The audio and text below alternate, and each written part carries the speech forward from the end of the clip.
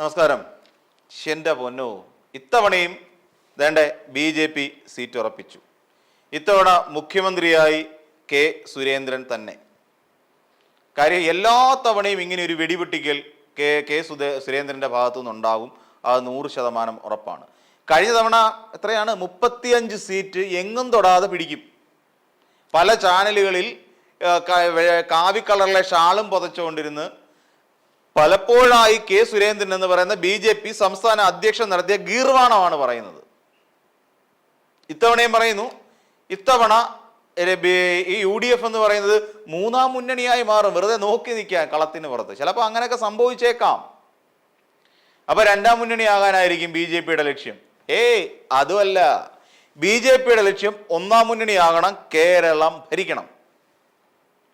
ഇവിടെ പാലക്കാട് ഉപതെരഞ്ഞെടുപ്പുമായി ബന്ധപ്പെട്ട് നടന്ന പ്രശ്നമുണ്ടല്ലോ. ആ പ്രശ്നത്തിനിടയിൽ സംഭവം കത്തിപ്പടർന്ന് BJP 4ആയി 6ആയി 8ആയി 10ആയി എന്ന് പറയുന്നൊരു അവസ്ഥയായിരുന്നു അന്ന് തെരഞ്ഞെടുപ്പിന്റെ ആ ഒരു കാലഘട്ടത്തിൽ നമ്മൾ കണ്ടത്. അതിനിടയിൽ കൊടകര കുഴൽപ്പണക്കേസ് വരെ ഉയർന്നു വന്നു.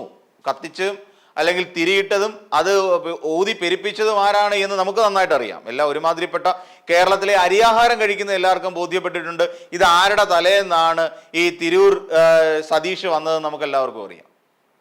ആരാണ് ആ തിരൂർ സതീഷ് എന്ന് പറയുന്ന ഭൂതത്തെ ഈ കുടത്തിനകത്ത് നിന്ന് തുറന്നു വിട്ടതെന്ന് ഓൾമോസ്റ്റ് കേരളത്തിലുള്ള എല്ലാവർക്കും മനസ്സിലാവുകയും ചെയ്തു.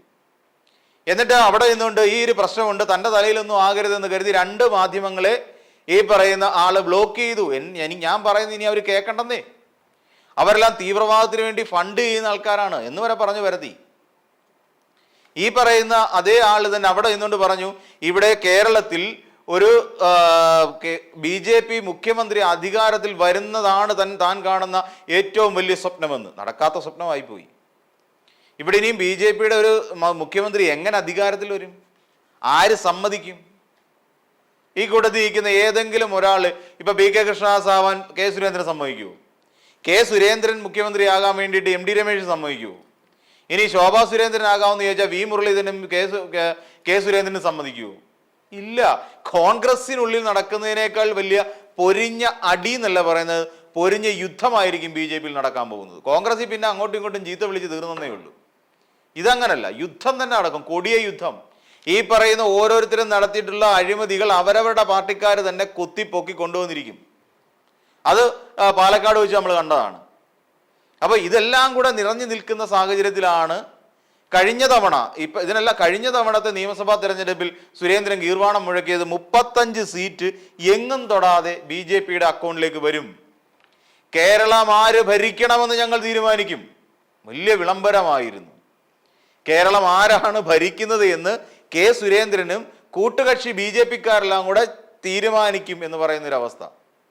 അപ്പൊ എല്ലാവരും ഉറപ്പിച്ചു, എല്ലാവരും തീർത്ത് കണ്ട് ഉറപ്പിച്ചു. എന്താ, ഈ 35 സീറ്റ് മേടിക്കുന്ന BJPക്കാര് കോൺഗ്രസുമായി അവിഹിത ലയനത്തിന് തയ്യാറെടുക്കുന്നു എന്ന് എല്ലാവരും ഉറപ്പിച്ചു.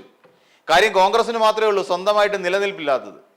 കാര്യം ലീഗിന്റെ ആണല്ലോ കൂടുതലും വരുന്ന സീറ്റുകൾ മുഴുവൻ അവർക്ക്. അതുകൊണ്ട് കോൺഗ്രസിനെ പിടിച്ചു നിൽക്കാൻ കഴിയാതെ വരികയുള്ളൂ. അതുകൊണ്ട് കോൺഗ്രസും BJPയും കൂടെ ഒരു കോലീബി സഖ്യം എന്ന് പറയുന്ന ഒരു സഖ്യത്തിലേക്ക് പോകും എന്ന് എല്ലാവരും ചിന്തിച്ചു.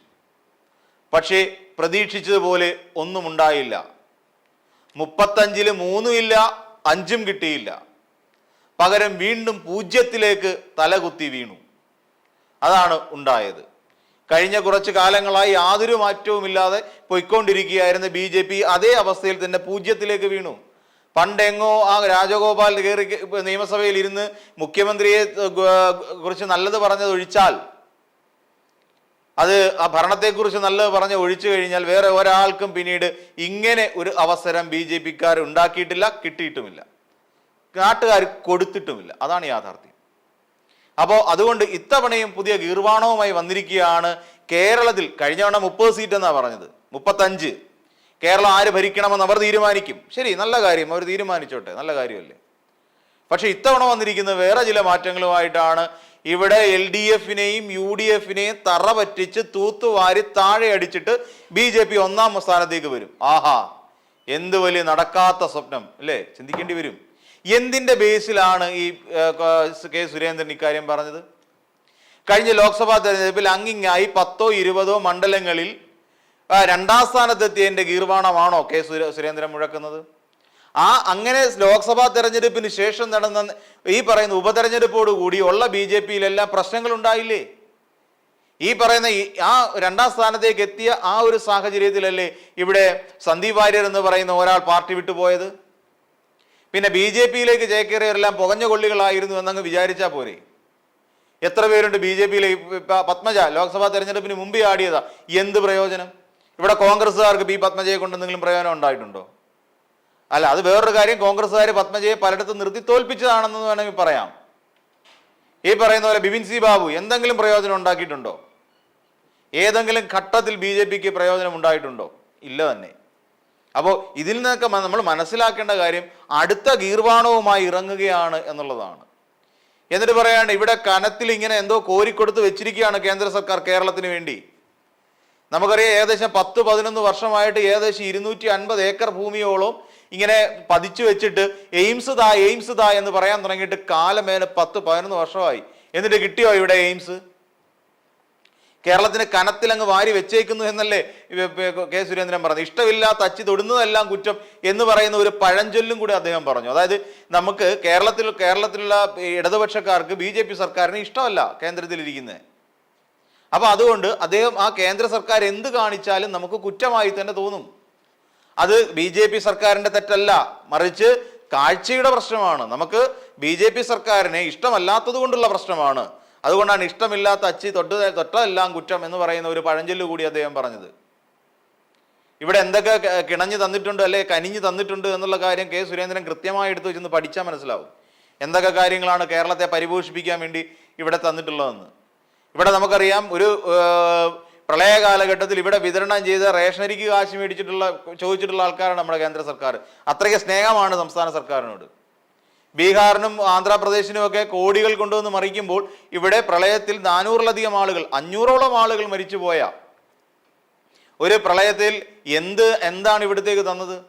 അന്ന് വലിയ കാൽസറായി വിട്ട് കൂളിംഗ് ഗ്ലാസും വെച്ചുകൊണ്ട് പ്രധാനമന്ത്രിക്കൊപ്പം ഫോട്ടോഷൂട്ടിനൊപ്പം നടന്ന ഒരു കേന്ദ്രമന്ത്രി നമുക്കുണ്ടല്ലോ. അതിനെക്കുറിച്ച് ചോദിച്ചപ്പോൾ അദ്ദേഹം പറയുന്നത് എന്താണ്? നിങ്ങൾ പോയി മുഖ്യമന്ത്രിയോട് ചോദിക്കൂ എന്നാണ് മാധ്യമപ്രവർത്തകരോട് പറഞ്ഞത് ആ കേന്ദ്രമന്ത്രി. ഇതൊക്കെയാണ് ഈ അവസ്ഥ. ഈ അവസ്ഥയും വെച്ചുകൊണ്ട്, ഇമാതിരി ആൾക്കാരെയും വെച്ചുകൊണ്ട് കേരളം പിടിക്കാൻ ഇറങ്ങുന്ന കെ സുരേന്ദ്രന്റെ ആത്മവിശ്വാസം ഉണ്ടല്ലോ, അതാണ്. അതിനെക്കുറിച്ച് നമുക്കൊന്നും പറയാൻ പറ്റില്ല. ആ ആത്മവിശ്വാസം എത്രത്തോളം വലുതായെന്ന്.